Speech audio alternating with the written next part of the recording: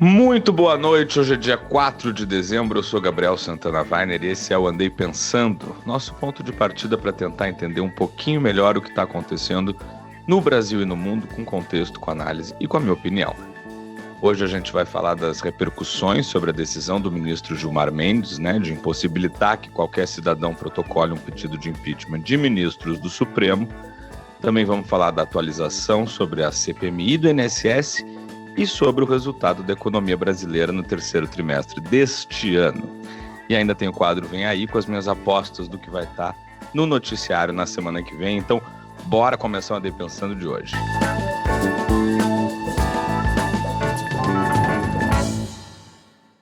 Bom, ontem a gente falou da canetada do ministro Gilmar Mendes, que transformou o impeachment de ministros do Supremo numa espécie de peça de museu. E aí hoje, claro, a gente acorda com a segunda parte dessa história toda, o incêndio político que esse gesto causou. O efeito imediato da liminar não foi proteger o STF, foi conseguir uma raridade em Brasília. Direita, esquerda, centro, toda a faixa do plenário unida contra o mesmo ministro. Senador de oposição falando em pautar impeachment do próprio Gilmar, do Alexandre de Moraes, de quem passar na frente. Senadores governistas admitindo que o Gilmar exagerou e o presidente do Senado, Davi Alcolumbre, que sempre teve uma ótima relação com o Supremo, inclusive com o próprio Gilmar Mendes, subiu à tribuna para dizer que a decisão é uma ofensa grave à Constituição e às prerrogativas da Casa.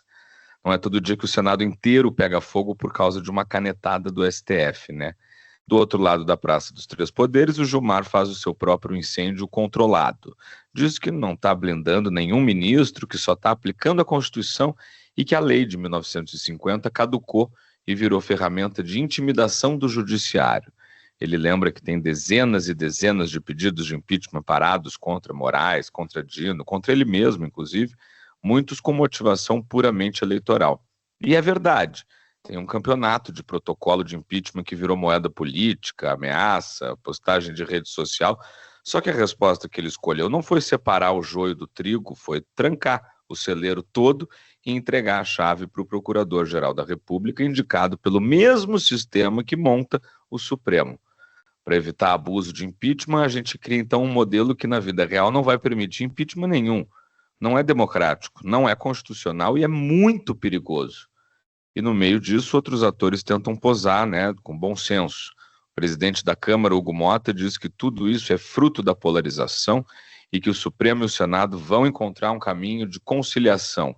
Não parece. Traduzindo o que ele disse, o clima está péssimo, os poderes estão medindo força em público e alguém precisa inventar uma saída em que todo mundo possa recuar sem parecer que perdeu.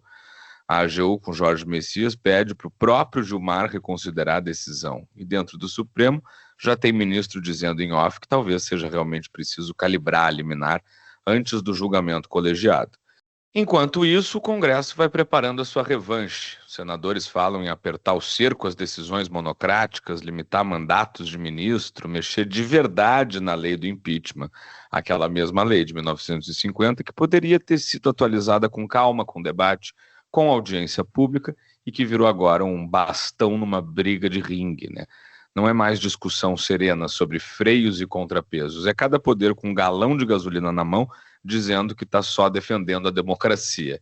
O mais irônico é que, na prática, o impeachment de ministro do Supremo nunca aconteceu no Brasil democrático. O que teve foi ministro cassado por ditadura, ministro afastado na República Velha, mas nunca um julgamento regular por crime de responsabilidade, como prevê a Constituição. Então, o perigo não é um sistema que estava funcionando demais e agora precisa ser contido.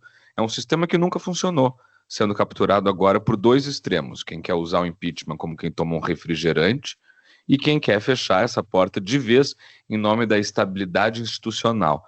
E aí, no fundo, a cena é essa, Um Supremo que responde à pressão política com autoproteção corporativa.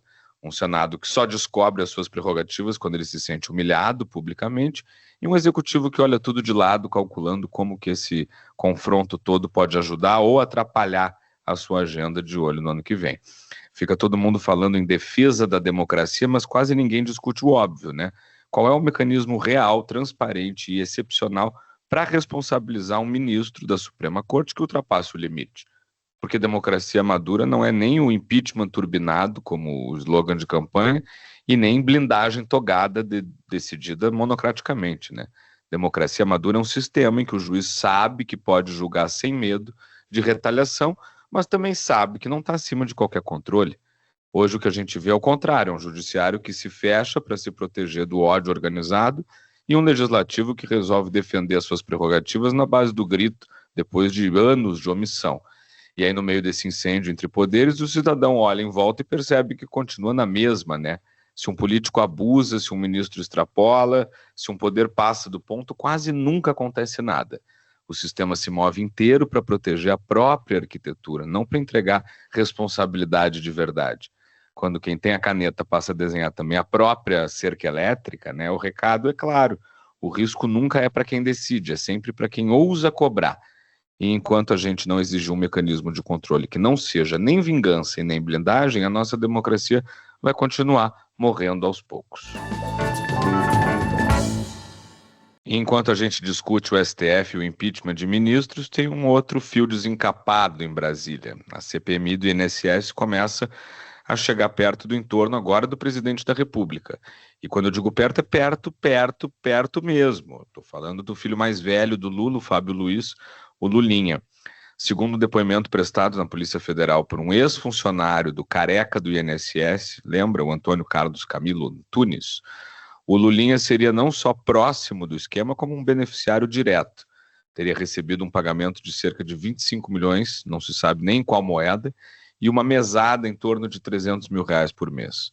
No meio dessa relação aparece uma empresa de cannabis medicinal, a World Cannabis, que a Polícia Federal suspeita ter servido como um lava-rápido para dinheiro tirado de aposentado e pensionista nas fraudes do INSS. É importante dizer que, por enquanto, tudo isso está na fase de indícios e relatos.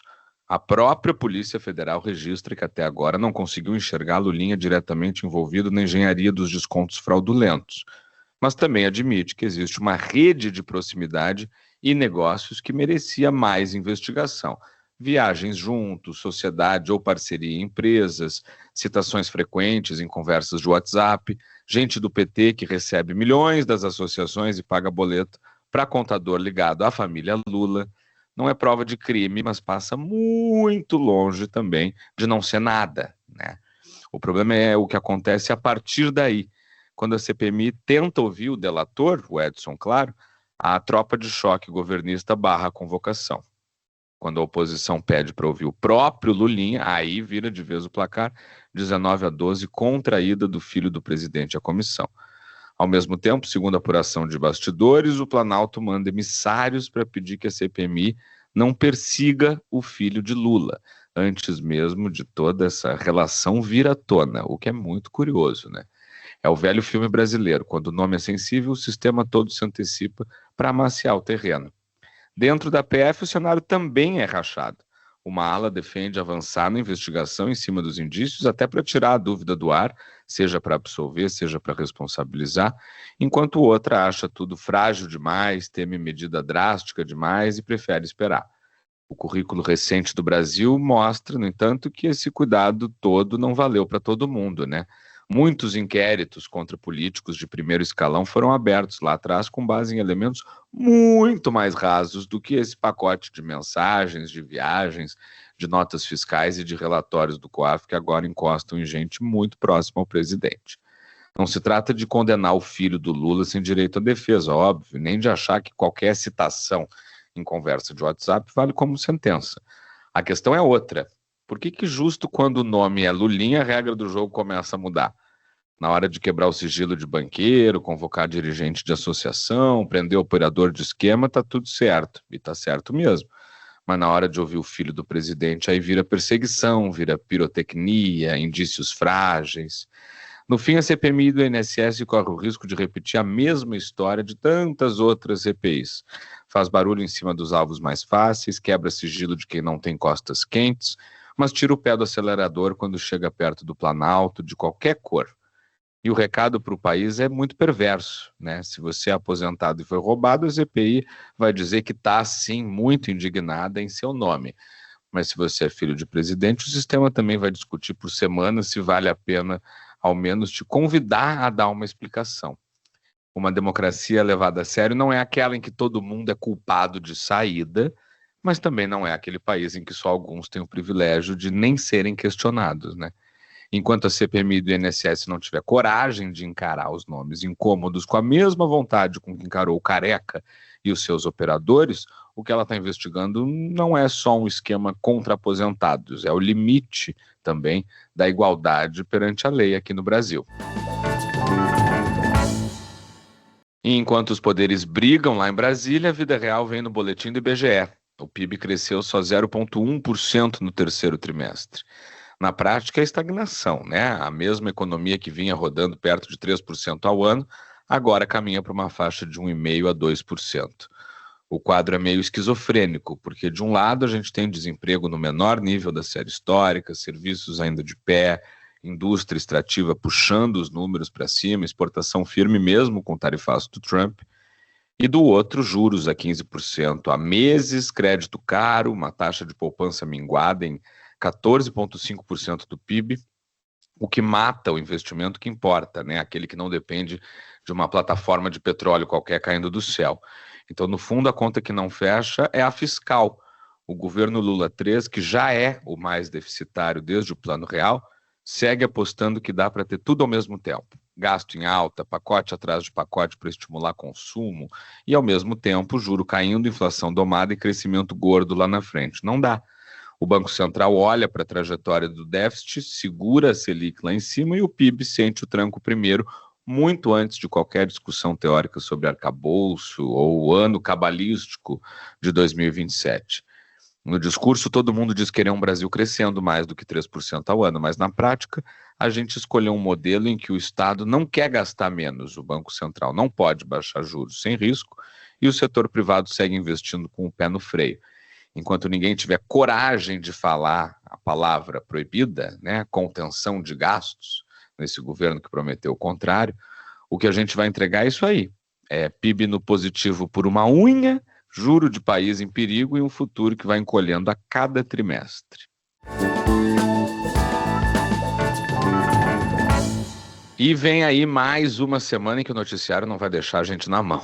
Primeiro o ringue, né, Gilmar Mendes e Senado.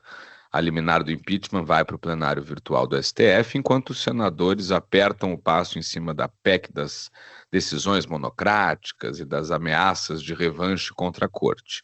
É a disputa para ver quem manda em quem na hora de derrubar ou blindar um ministro. Depois tem o relógio correndo ainda para o Copom.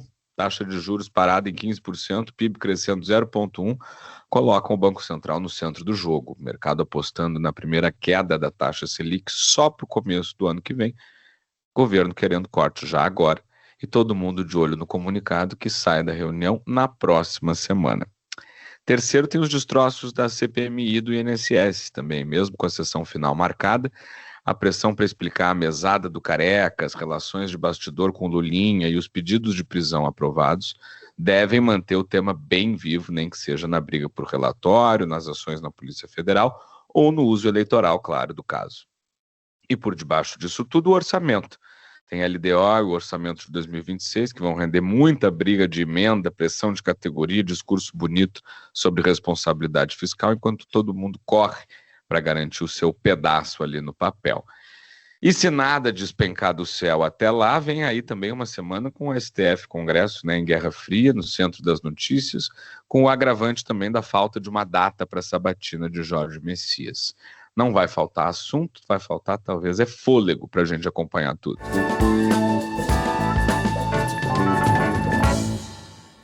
E com essa a gente encerra o A Day Pensando de hoje. Eu sou Gabriel Santana Weiner e foi um prazer fechar o dia com vocês. Além do A Day Pensando, eu também dou meus pitacos no timeline da Rádio Gaúcha e em outros espaços. Me segue lá no Instagram, @GabrielSWeiner, que na minha bio você descobre onde mais me encontrar. Boa noite para você e até a semana que vem.